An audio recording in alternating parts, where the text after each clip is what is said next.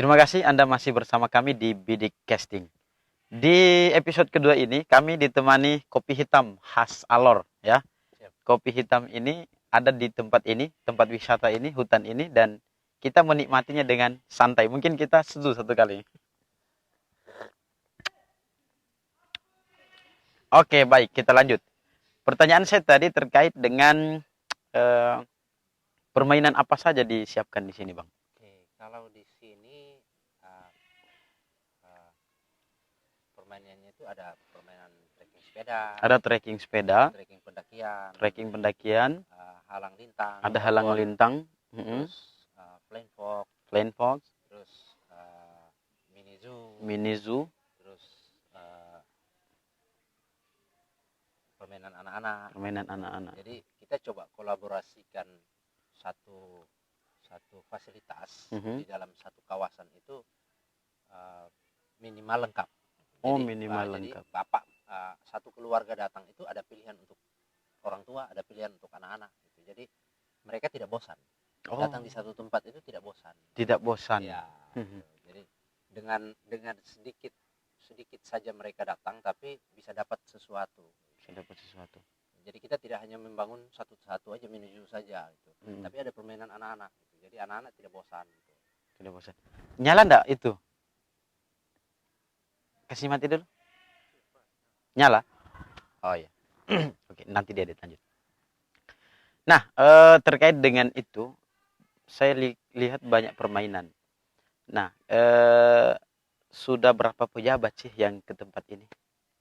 Sudah untuk mulai dari kalau sejak awal sudah banyak ya, kalau sejak awal banyak sekali. Sejak Abang kelola berapa lama? Baru penetapan kemarin. Baru penetapan bulan kemarin, tahun kemarin? Tahun ini. Tahun ini. Oh, tahun ini. Karena kemarin kan baru selesai pengerjaan. Habis itu ada tahap pengerjaan berikut lagi. Oh, iya. Jadi habis tahap pengerjaan berikut kemarin, habis akhir tahun. Nah, ini baru sama-sama dengan dinas untuk coba kasih ke saya untuk mengelola sementara. Ya.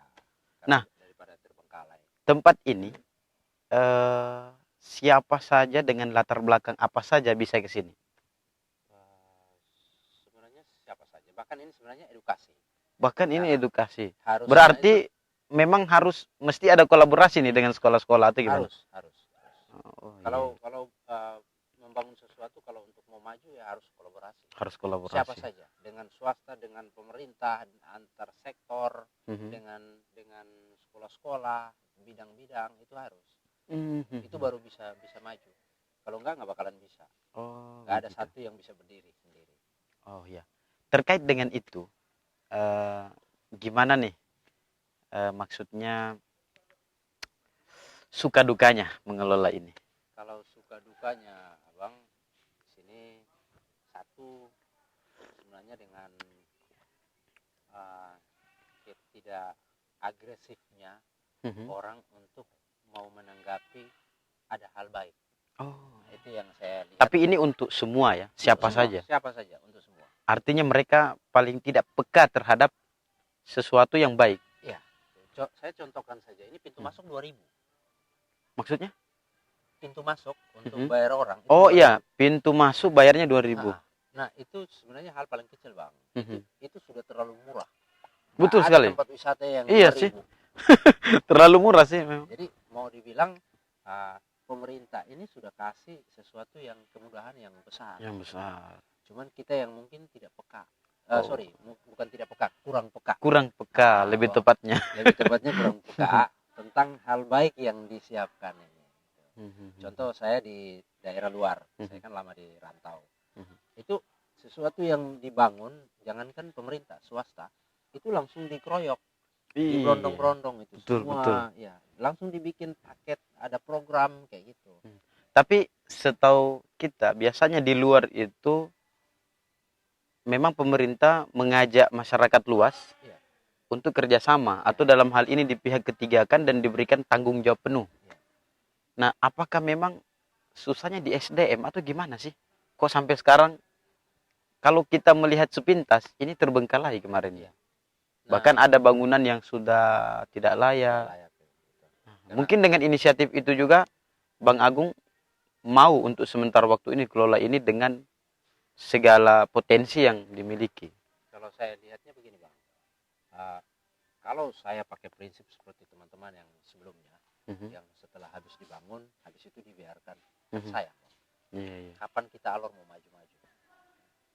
Jadi mungkin sambil menunggu ada pihak ketiga yang lebih bagus dari kami, lebih profesional, yang bisa mengelola dengan baik gitu. Nah mungkin waktu itu kami bisa tetap kerjasama dengan pemerintah untuk tetap menjaga dulu. Tetap menjaga. Tapi kita mau tahu juga komitmennya apa sih dalam memorandum yang dibuat sama Bang Agung itu sama pemerintah? Kalau Komitmennya itu untuk sementara ini apakah memang potensinya Bang Agung dipakai begitu saja di tempat ini atau gimana? Komitmennya apa sih? Kita ada kolaborasi bagi hasil. Cuman kan kata mereka itu kan harus lewat apa? Lewat satu kesepakatan dulu. Gitu. Nah, untuk sementara apa yang kita jaga di sini itu hasilnya itu nanti kita tetap laporkan ke pemerintah. Setelah itu untuk perawatan untuk sementara. Karena macam contoh parkiran itu kan sudah ada regulasi parkirannya. Oh iya. Nah, itu kan harus ada surat menyurat dari dinas terkait pemerintah yang keluar. Karena itu kan ada pajaknya di dalam kan, Bang. Nah, itu yang belum. Karena memang ini masih dalam tahap penataan. Tapi saya lihat hampir semuanya belum.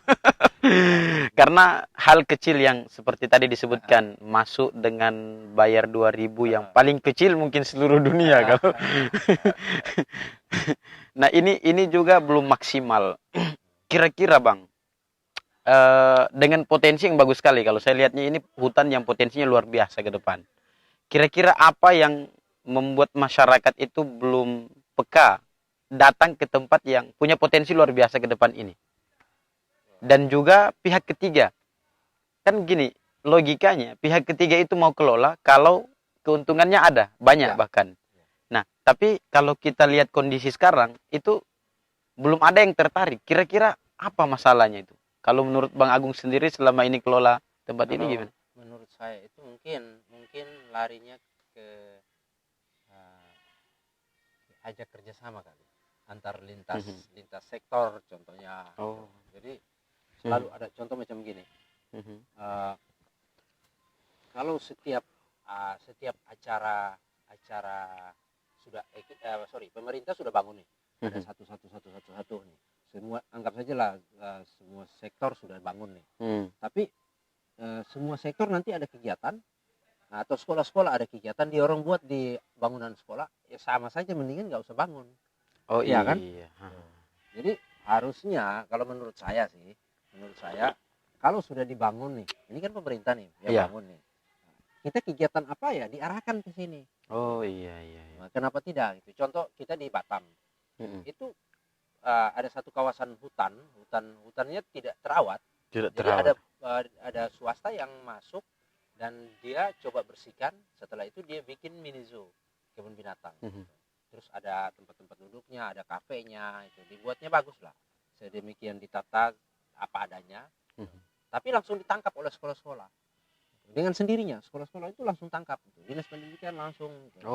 Jadi mereka langsung. Ada kolaborasi program yang dikerja bersama. Sebenarnya tidak menunggu harusnya kalau kita mau maju, tidak harus tunggu dipanggil. Lihat aja udah, dengar aja udah gitu. Kalau memang ada sesuatu di situ coba dicari tahu. Apa itu? Terus apa yang harus kita buat itu? Bagaimana yang harus kita dapat? Gitu. Karena datang di sini pun contoh begini, Abang rapat di dewan contohnya. Ya kan? Rapat di dewan contoh. Enggak usah rapat di sana, rapat aja di sini udah. Ada 9 orang pekerja di sini bisa hidup. Nah, bisa sambil lempar-lemparan di sini. Lempar-lemparan aja nggak apa-apa. Contohnya. Iya. Gitu. Jadi di saat sesuatu yang kita buat itu kena ke lain-lain. Apalagi yang kerja di sini ini anak-anak pribumi sendiri. Anak pribumi sendiri. Kita bisa menghidupi mereka dari. Kita yang hidupkan diri kita sendiri. Jadi raja di rumah sendiri.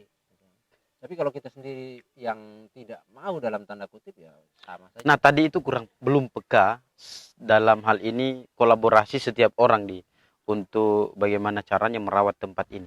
Selain itu kira-kira fasilitas di sini dan infrastruktur menuju ke sini apakah menunjang orang akan datang ke sini? Sebenarnya belum. Saya lihat fasilitas yang untuk menunjang contoh jalan itu memang belum. Belum. Cuman kalau semua lintas kita masyarakat, penggiat swasta, sektor pemerintah, sekolah-sekolah, kita tanggapi ini tempat ini positif dan ada berkunjungnya orang ramai datang, saya yakin pemerintah akan bangun. Pemerintah Dengan sendirinya. Dengan sendirinya mereka akan ini. Contoh, seburuk-buruknya pun ini mereka bangun. Iya. Tinggal kita yang mau menanggapinya bagaimana. Oh. Kalau kita hanya duduk nonton saja, habis datang selfie, bikin TikTok, habis itu langsung pulang ya percuma. Betul tidak, Bang? Benar. Nah, terakhir Bang Agung, saya ingin tanya, kira-kira untuk memperindah tempat ini, kemudian bisa membuat ketertarikan sendiri orang datang ke sini, kemudian bisa seperti yang kita impikan bersama ya, bahwa bakalan suatu saat nanti tempat ini menjadi pusat wisata. Kira-kira apa yang harus dilakukan oleh pemerintah, juga dilakukan oleh kita sebagai masyarakat secara luas, agar ini sesuai dengan impian kita bersama ke depan? Kalau pemerintah itu menurut saya, pemerintah itu mungkin tetap melihat apa yang kurang, yang harus dibenahi. Setelah itu supaya dilihat bahwa ini lengkap.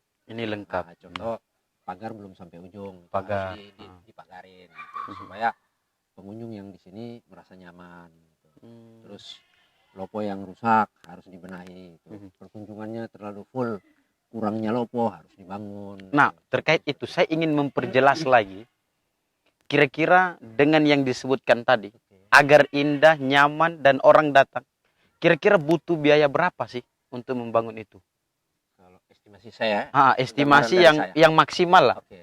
Dia kurang lebih berapa untuk sampai termasuk juga include di dalamnya promosi untuk orang itu bisa datang?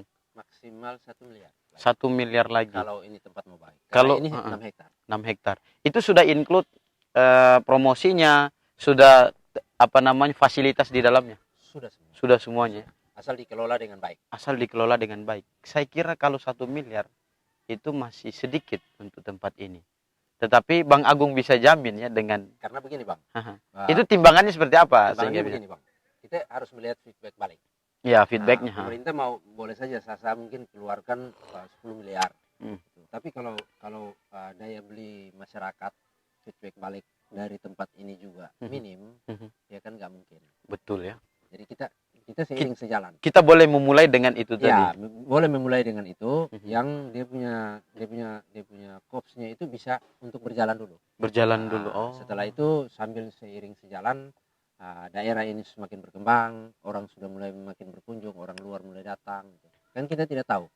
Walau-walau 2-3 tahun, 5 tahun lagi kita lebih dari Labuan Bajo, kan kita nggak tahu. Wow, itu impiannya. Berharapnya seperti itu. Bang Agung, saya ingin statement terakhirnya pada jumpa kita kesempatan kali ini terkait dengan tempat ini, apa harapannya kepada pemerintah provinsi, juga kepada pemerintah kabupaten mungkin, dan kepada masyarakat secara luas di tempat ini? Harapan saya sih tetaplah komitmen dan kolaborasi untuk bangun alor. Umumnya NTT dan khususnya alor. Jika saya minta satu saja, permintaan Bang Agung ke Pemprov, apa itu?